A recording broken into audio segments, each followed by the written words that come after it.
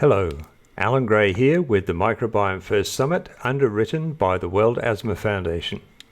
We're pleased to introduce our next speaker, Dr. Lisa Zadieh. Dr. Zadieh is Associate Professor in the USC Chan Division of Occupational Science and Occupational Therapy. Her current research includes understanding how the gut-brain axis modulates behavior in neurotypical populations as well as those with issues such as autism or stroke. Today, Dr. Zadieh presents her session, The Brain, the Microbiome and Behavior in Autism. Dr. Zadieh, over to you. Hi, everyone. Thank you so much for inviting me to join the Microbiome First Conference. It's a pleasure to be here and to share my work with you. Today, I'll be talking about the brain, the microbiome, and behavior in autism. My name is Lisa Zadieh. I'm the director of the Center for the Neuroscience of Embodied Cognition at USC. So today, I'll talk about the microbiome, the relationship to autism, and some preliminary data from my lab and from other labs. So just to make sure we're all on the same page, I'm sure all of you know this, but what is the microbiome? For every one human cell, there are 3 microbial cells in our body. These come from the birth canal, from breast milk, from diet, and from the environment. And they are all over our body, in the skin, the eyes, the mouth, the gut, and really everywhere. And here we're going to focus on the gut microbiome, which is really our first brain through evolution. The relationship between the gut and the brain is what we'll focus on. So the enteric nervous system, again, is probably evolutionary, our first brain. It's the brain in your gut. There's 500 million neurons that line the digestive tract. And 80 to 90% of these cells are afferents, meaning they send information from the gut to the brain. And inside the digestive system, the enteric nervous system mainly communicates with the gut microbiome and the metabolites from the microbiome. So basically, there's 90% of the cells in the enteric nervous system are communicating with metabolites from the gut microbiome and sending this information to the brain. Most of this goes from the vagus nerve, and the vagus nerve sends an afferent to the solitary nucleus, to the brainstem nuclei, the parabrachial nuclei, the locus coeruleus, the dorsal raphe nuclei, and so forth. It also goes to the amygdala, emotion-related brain regions like the amygdala, the insula, the hypothalamus, and so forth, even going to the prefrontal cortex. These afferents contribute to emotion processing, as you might imagine, given the number of emotion-related brain regions that are affected. And these somatic signals from the gut, so the feeling of how your gut feels, the stomach, the queasiness in your stomach, and so forth, can influence decision-making and behavior. And disruption of vagal signaling, we know, contributes to altered mood and affect, lack of fear, and disrupted unlearning of conditioned fear responses, as well as cognitive impairment. So it has widespread effects if you disrupt the vagal signals.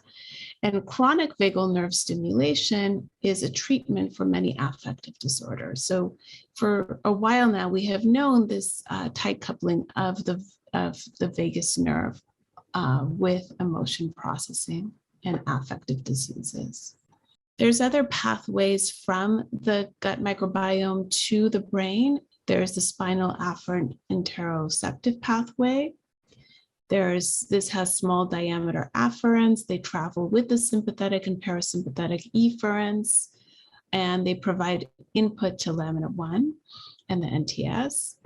And the spinothalamic cortical system, these are projections of homeostatic afferent pathways from lamina 1 in the spinal cortex and spinal cord and the NTS vagal to the thalamic nuclei, to insula and other cortical regions. And so you have this intricate multi-pathway system between the gut microbiota and the brain. And it also includes immune pathways, the HPA axis, and so forth. all of this is a bidirectional system with the spinal afferents, the vagal nerve, sending information to the brain from the gut, the environment playing a huge influence both on the brain and on the gut, the HPA axis sending information back down to the gut, and so forth. And so you have this very intricate system, very complicated multi-directional system between the brain, the gut, and the environment and other systems in the body. Is there any data showing that the gut microbiome affects behavior, though, and the brain? There's definitely a lot of data that support this hypothesis. So the gut microbiota and signaling in molecules do modulate the brain and behavior. So we have some evidence from mice raised in germ-free environments that have altered brain development, emotional and social behavior, and pain responses. As adults, these mice have modulated hypothalamic pituitary adrenal axis responsiveness. And in patients with irritable bowel syndrome or IBS, there's a correlation between the gut microbiota composition, imputed metagenetics, and brain structure, particularly in sensory brain regions and brainstem nuclei. There does seem to be quite a bit of support that gut microbiotas modulate brain and behavior. Now to move on to our topic of interest, autism. How does this all relate to autism? It's well known that individuals with autism commonly suffer from GI issues. We do acknowledge that the neural and genetic factors are crucial to autism. But 60% of individuals with autism have GI symptoms. These are mainly constipation and pain. And these tend to correlate with behavioral symptoms.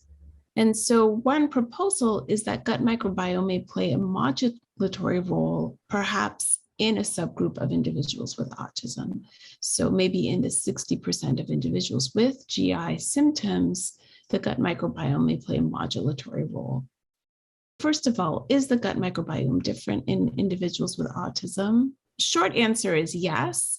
But the long answer is that there's really no consensus in which bacteria are different. Different studies find different bacteria that differ in individuals with autism. This might be due to the multiple methodologies that are used, discrepancies in diet, GI function, anxiety, sleep. We know so many factors affect the gut microbiome. And so it's really important when running these studies to collect information on all these factors and to use it to analyze the data. And not every study has done that. This really highlights the need to study not just the microbiome, but the metabolites, which should be more constant. There is some data that shows that children with autism, if they're given vancomycin and an antibiotic, they show short-term improvements in autistic symptoms. And fecal transplants from healthy donors improve symptoms in a small sample of children.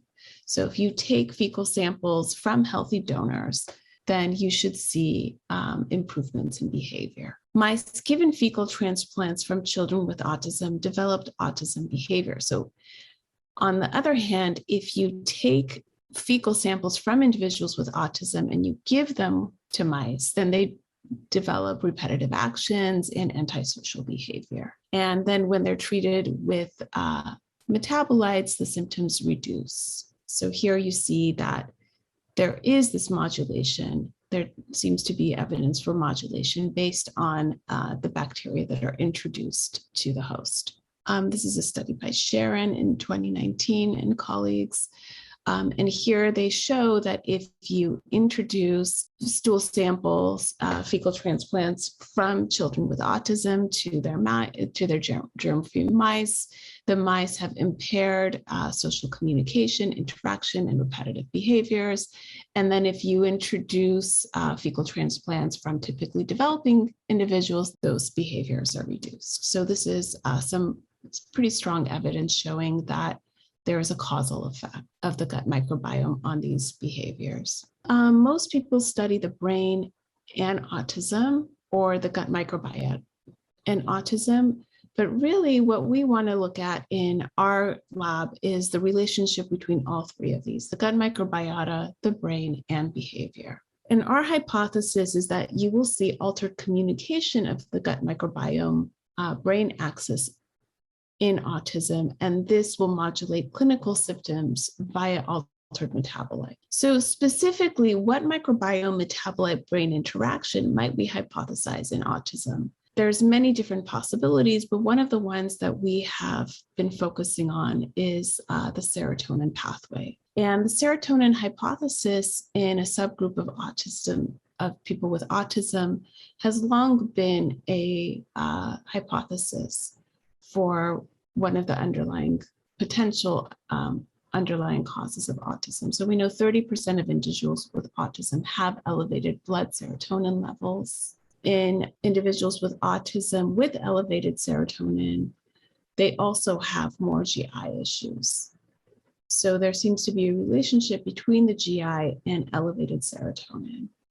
And again, this is just a subgroup of people with autism. We don't think that there's one explanation that will cover all people with autism, but perhaps we can explain at least what's going on in a subgroup of individuals with autism. And we know that serotonin modulates social behavior. And so the question is really, what's the relationship between social behavior, serotonin, elevated GI issues, and the microbiome? And we know also that serotonin acts as a growth regulator in brain development. So differences in serotonin could result in bad wiring effects of the central nervous system through development. So if we look at the serotonin pathway, we see that the precursor is tryptophan, and tryptophan comes to the body from the diet, as well as through microbiota, including lactobacillus, and it becomes kynurenine and 5-HTP, and then it becomes serotonin, kynurenuric acid, and quinolonic acid. And so serotonin does not pass this blood-brain barrier, but some of the precursors do. And kynurenuric acid is an antagonist. Too much of it leads to cognitive impairment. And also quinolonic acid is also neurotoxic. And so you can see how any imbalance in this pathway could lead to a lot of disruptions in development and behavior. And serotonin, of course, when it gets to the brain, is a neurotransmitter that's used by many, many regions, underlying mood, memory, sleep, cognition, and of course, emotion processing. I should just add that it also is intricately entwined with the oxytocin pathway, which has also been hypothesized to be abnormal in autism. But we, in this talk, will just focus on the serotonin pathway. Which brain areas will correlate with gut microbiota metabolite differences in autism? And so we think it will be brain regions that are involved in interoception, emotion processing, and sensory processing. So we do know that individuals with autism have disrupted emotion processing. So things like automatic processing of emotions, social interactions, alexithymia, which is difficulty in naming your own emotions, deficits in cognitive empathy, emotional face processing deficits, and also difficulties with interoception. So the feeling of what's going on inside your body, like how fast is your heart beating and so forth. And one of the primary hubs for interoceptive and emotion processing is the anterior insula, as well as the amygdala, the anterior cingulate, somatosensory regions, and so forth. And the anterior insula in particular has been found to be hypoactive in autism in many, many different social and non-social studies of autism. Together, the anterior insula, the anterior cingulate, and the amygdala constitute what is commonly known as the salience network, and increased coherence in the salience network has been found in autism. So the question is, how do these brain differences correlate with gut microbiota differences in autism? I'm going to talk a little bit about the study that my group has been running for the past several years. We have currently preliminary data, but we're about to analyze our full data set very soon. So hang in there. We should have more data for you very soon, hopefully. This is a study in about 60 individuals with autism compared to about 60 people who are typically developing. We'll call them TD here. They are youth, 8 to 17 years old. They have an IQ greater than 79. That's mainly a cutoff so that they could participate in all of our study requirements. And they're also all right-handed. And they are not currently on antibiotics when they participate in our study or probiotics. We use a lot of phenotyping assessments to do what we call deep phenotyping. Autism diagnosis is determined by the ADOS and the ADIR. We look at social and emotional processing. We look at sensory processing, and we look at GI symptoms. We also record their diet information, early life history, GI transit, sleep scale, and measures of anxiety. So all of these we think can factor in potentially to microbiota differences in these individuals. We also look at their IQ, ADHD symptoms, their development, and repetitive behaviors. Okay, so I have just preliminary data to share with you today. So this is just in a subgroup of the individuals we've run. And what we find is increased Prevotella and lactobacillus in autism compared to the typically developing individuals. And remember, lactobacillus is one of the precursors to serotonin. Now, when the individuals come in, they do multiple brain imaging tasks. In addition to giving us a stool sample, they do a resting state scan, a structural connectivity scan, DWI, and tasks that show more differences that we think will show more differences in insula activities, such as emotion phase processing, a touch aversion task, and discuss processing. So from a resting state scan, we see that local connectivity of the anterior insula is stronger in typically developed individuals. And this between a centrality of the anterior insula was positively correlated with lactobacillus abundance. So how much connectivity they have with the anterior insula is correlated with the lactobacillus abundance, which we saw was different in autism versus typicals. When we look at our structural imaging, we look at the insula, and we find that there's hypoconnectivity in the autistic group compared to the typically developing group. And we haven't conducted this analysis yet, but the question that we really want to ask is if they will also have correlations with the gut microbiota. We have our participants do an emotion phase processing. So while they're in the scanner, they see videos like this. We know this is a task that shows a lot of differences in autism versus typicals in the brain. So here's the anterior insula, and we see there's differences in autism where it's hypoactive. And interestingly, we find that this hypoactivity is correlated with lactobacillus abundance. So again, here we see a relationship between behavior, brain activity, and the gut microbiota, in particular lactobacillus. And so again, this is just preliminary data. So we have a lot of work ahead of us to better understand these relationships and to continue to run our analyses on our full data set. We also have some functional imaging tasks in the scanner where we have individuals look at people experiencing disgust or looking at disgusting food.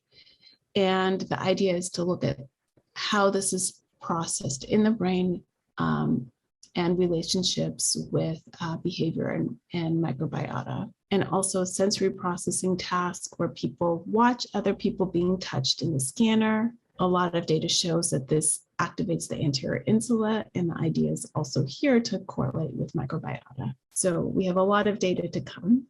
We also plan to run machine learning and to try to better understand subgroups in autism, and also to aim to predict autism, looking at variables such as brain activity, structure, and the microbiome. our long-term goal really is to understand autism from a whole body perspective. So while many studies have looked at just the microbiome and the brain, here we really want to look at the brain, behavior, and the microbiome all together. And to our knowledge, this is one of the largest studies looking at all of this in autism. The hope is to develop biomarkers and understand potential subgroups of autism, and that all of this will then lead to individualized medicine using prebiotics, probiotics, fecal transplants, and targeted medicine when appropriate. And so with that, I want to thank my team, all the people at USC who have completed most of this work, and in particular, my PhD students, past and former, Christiana Butera, Laura Harrison, AJ Jayashankar, Emily Kilroy, and my UCLA collaborators, of course, the PI being Emron Mayer, and of course, our funding, an Idea Development Award from the Department of Defense. And that's it. Thank you all very much.